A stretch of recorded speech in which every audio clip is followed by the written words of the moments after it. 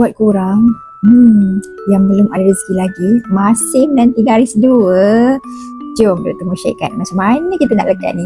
Nombor 1, korang kena selalu positif tau. Jangan fikir benda-benda yang menyebabkan kita jadi lemah.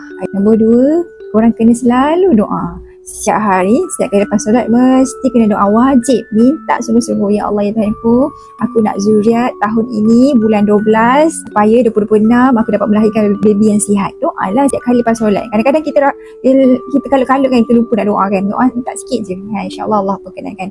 Nombor 3, korang kena usaha sehabis baik. Nah, usaha yang korang perlu buat adalah pemakanan tu. Korang kena tengok, korang kena sihatkan pemakanan korang. Manis kena kontrol, fast food kena kontrol, terlalu berlemak sangat kena kontrol. Kemudian korang kenalah bersama pada waktu yang betul. Okay?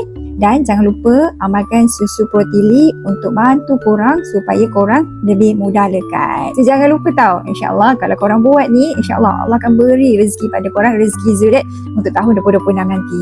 Good luck tau.